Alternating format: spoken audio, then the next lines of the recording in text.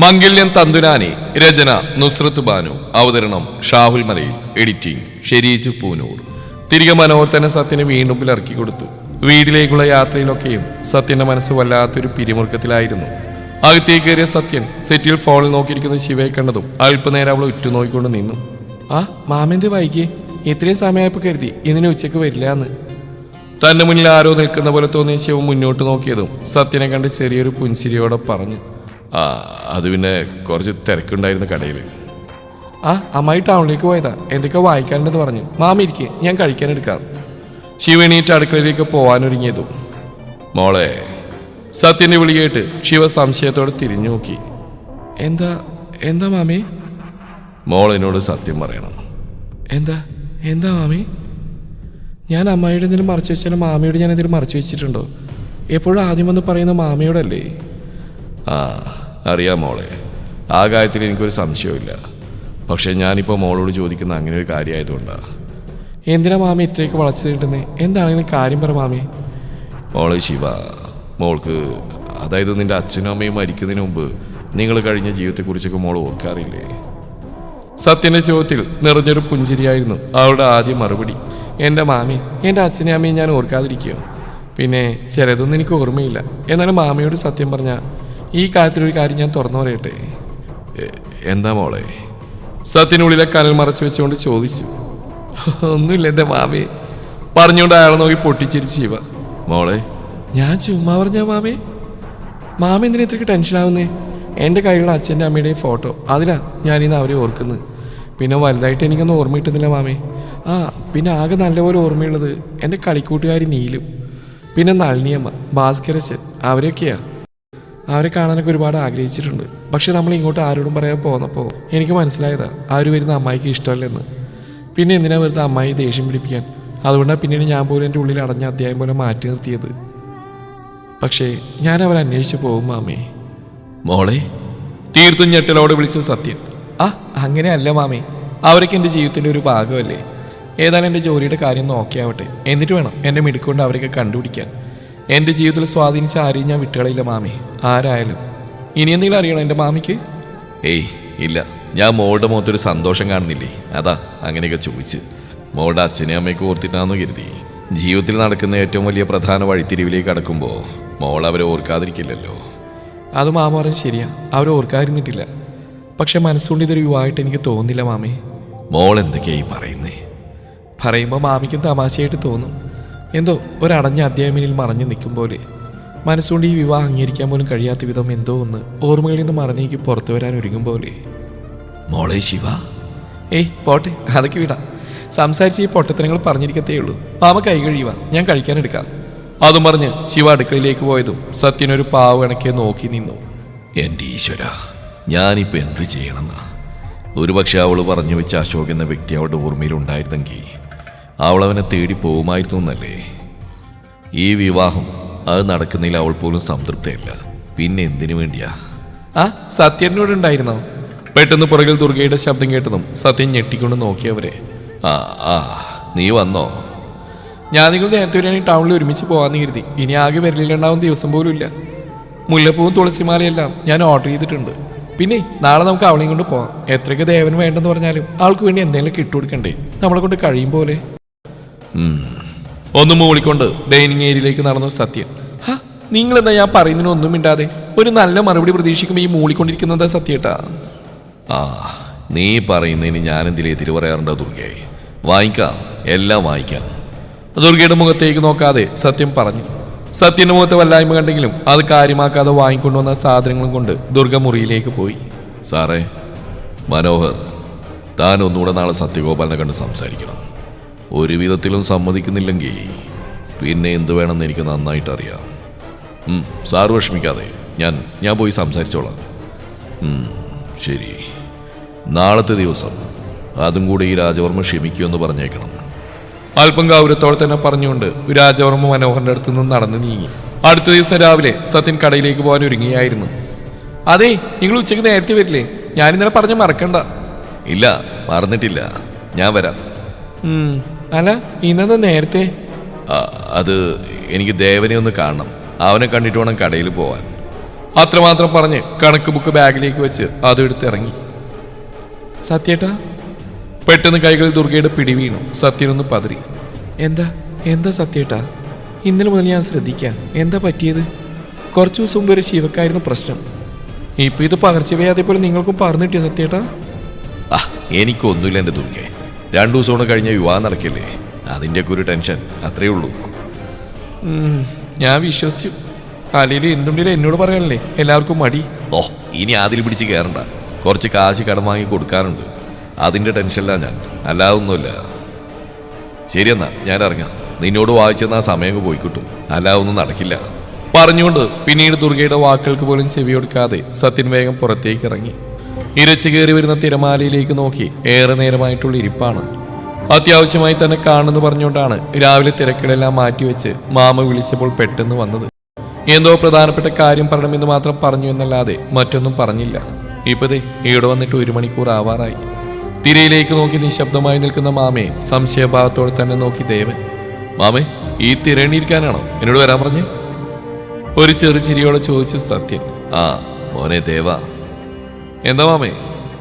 മോനെ, എനിക്ക് മോനോട് കുറച്ച് കാര്യങ്ങൾ പറയാനുണ്ട്. കേട്ട് കഴിയുമ്പോൾ മോനത് എങ്ങനെ ഏത് രീതിയിൽ എടുക്കുന്നൊന്നും ഈ മാമക്കറിയില്ല. ഇതാദ്യം വന്ന് പറയാൻ മോനോടല്ലാതെ ദുർഗയോട് പോലും പറയാൻ എനിക്ക് തോന്നുന്നില്ല. എന്താ മാമേ, മാമിന് ഇത്രയ്ക്ക് ടെൻഷനാവുന്നു? വിവാഹത്തിന് കാശ് വല്ല ആവശ്യമുണ്ടെങ്കിൽ അതോർത്ത് മാമ വിഷമിക്കണ്ട. ഞാൻ പറഞ്ഞല്ലോ മാമേ, പണവും സ്വർണ്ണമൊന്നും കണ്ടല്ല ഞാൻ ശിവയെ സ്നേഹിച്ച്. അവൾക്ക് എന്നോട് ആ ഇഷ്ടമില്ലെങ്കിൽ കൂടെ ഞാൻ ഇത്രയും നിർബന്ധം പിടിക്കുന്നത് എനിക്ക് അവളത്രയ്ക്ക് ജീവനായതുകൊണ്ടാണ് മാമേ. പിന്നെ എന്നെ സ്നേഹിക്കാതിരിക്കാൻ മാത്രം അവൾ മറ്റൊരാളെ പ്രണയിക്കുന്നൊന്നുമില്ലല്ലോ. ഉണ്ട് ദേവ. സത്യന് ഒട്ടും പ്രതീക്ഷിക്കാതെയുള്ള വാക്കുകളിൽ ദേവൻ തറഞ്ഞുപോയി. തലച്ചടിക്കുന്ന കടൽ തിരകൾ തന്നെ നെഞ്ചിൽ വന്ന് അടിക്കുന്ന പോലെ തോന്നി ദേവന്. എന്താ മാമ പറഞ്ഞു? ശിവ? അല്ല മോനെ, ശിവയിലേക്ക് എത്തുന്നതിന് മുമ്പ് അവൾ നിധിയായിരുന്നു, നിധി ദേവതത്തിൽ. എന്നാൽ ഞങ്ങൾക്കിടയിലേക്ക് അവൾ വന്നെത്തും മുമ്പ് നിധി ദേവതത്തിൽ നിന്നും 5-ാം വയസ്സിൽ നിധി അശോക് ഗുപ്തയായിട്ട് മാറിയിരുന്നു അവള്. മാമേ, എന്തൊക്കെയാ പറയുന്നത്? നിധിയോ? അതെ ദേവ, അവളുടെ യഥാർത്ഥ പേര് നിധി എന്ന. ദത്തന്റെയും സീതയുടെയും നിധിയായിരുന്നു അവള്. പിന്നീട് അവളുടെ ജീവിതത്തിൽ സംഭവിച്ച ഓരോ കാര്യങ്ങളും സത്യൻ ദേവനോട് പറഞ്ഞു. എല്ലാം കേട്ട് തകർന്നടിഞ്ഞ മനസ്സോടെ ദേവൻ മണൽപ്പരപ്പിലേക്ക് ഊർന്നിരുന്നു.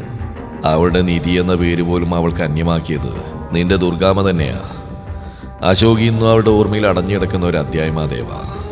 അത് ഏത് നിമിഷം അവൾക്ക് മുമ്പിൽ തെളിഞ്ഞു വരാം. ഒരുപക്ഷെ ഈ നിമിഷം ഓർമ്മകൾ തിരിച്ചു കിട്ടിയാൽ പോലും അവൾ അലഞ്ഞു നടന്നിരുന്ന അശോകിനെ തേടി പോവില്ലെന്ന് നിനക്ക് തോന്നുന്നുണ്ടോ ദേവ? ചുവന്ന് കലങ്ങിയ മിഴികളോടെ ദേവൻ സത്യനെ നോക്കി. എന്നോട് എപ്പോഴെങ്കിലും ഒന്നും പറയായിരുന്നില്ലേ മാമി? ഇല്ല മോനെ, നീ അവളെ സ്നേഹിക്കുന്ന കാര്യം പോലും അന്നല്ലേ ഞാൻ അറിയുന്നു. പിന്നെ ഈ കാര്യങ്ങളൊന്നും നിന്റെ ദുർഗാമ്മക്ക് അറിയില്ല. അതുമാത്രമല്ല, അതന്ന് അങ്ങനെ നടന്നു പോയതല്ലേ, അതവിടെ വെച്ച് തീരുകയും ചെയ്തു. പിന്നീട് നിന്റെ ബന്ധത്തെ തീർക്കാൻ മാത്രമൊന്നും എനിക്ക് തോന്നിയിരുന്നില്ല ദേവ. പക്ഷേ ഇപ്പോ സത്യം പറഞ്ഞിരുത്തിയതും ദേവൻ അയാളുടെ മുഖത്തേക്ക് നോക്കി. തേടി വന്നേക്കുന്നു ദേവ. കൈലാസത്തിൽ നിന്ന് അവരുടെ മരുമകൾ നിത്യാശോക് ഗുപ്തയെ തേടി. സത്യന്റെ വാക്കുകൾ ഓരോന്നും ദേവന്റെ മനസ്സിനെ എല്ലാ അർത്ഥത്തിലും തളർത്തിയിരുന്നു. മോനെ, എനിക്കറിയില്ല മോനെ, ഞാൻ എന്തു ചെയ്യണമെന്ന്. നിന്നോട് പറഞ്ഞ പോലെ ദുർഗയോടും ശിവയോടും ഞാൻ എങ്ങനെയാ ഇതൊക്കെ പറയുന്നത്? ഒരുപക്ഷെ ഈ വിവാഹം നടന്ന ശേഷമാണ് അവർ വരുന്നതെങ്കിൽ ശിവ ഇതറിഞ്ഞാലും നിന്നെ അവൾ വിട്ടുപോവില്ല. പക്ഷേ അങ്ങനെ അവൾ അറിഞ്ഞാൽ എന്നെ അവൾ ഇട്ടിട്ട് പോയില്ലായിരിക്കും. പക്ഷെ പിന്നീട് എനിക്കൊരിക്കലും എൻ്റെ പഴയ ശിവയായിട്ട് അവൾ തിരിച്ചിട്ടെന്ന് തോന്നുന്നുണ്ടോ മാമി? സത്യന് തീർത്തും ഞെട്ടിച്ചുണ്ടായ ദേവന്റെ ചോദ്യം. മോനെ, ഇല്ല മാമി, അവളെ സ്വന്തമാക്കാൻ ഞാൻ ആഗ്രഹിച്ചിട്ടുണ്ട്. പക്ഷെ അവളുടെ മനസ്സിൽ ചെറുകണിക രീതിയിൽ പോലും ആരും ഇല്ലെന്ന വിശ്വാസം കൊണ്ടാണ്. അവൾക്ക് താല്പര്യമില്ലെന്ന് പറഞ്ഞിട്ട് പോലും ഞാനിതിന് മുന്നിട്ടെന്ന്. പക്ഷേ മോനെ ദേവ, സങ്കടവും അങ്ങേറ്റവും ഉള്ളുപൊട്ടുന്ന വേദനയുണ്ട് മാമേ.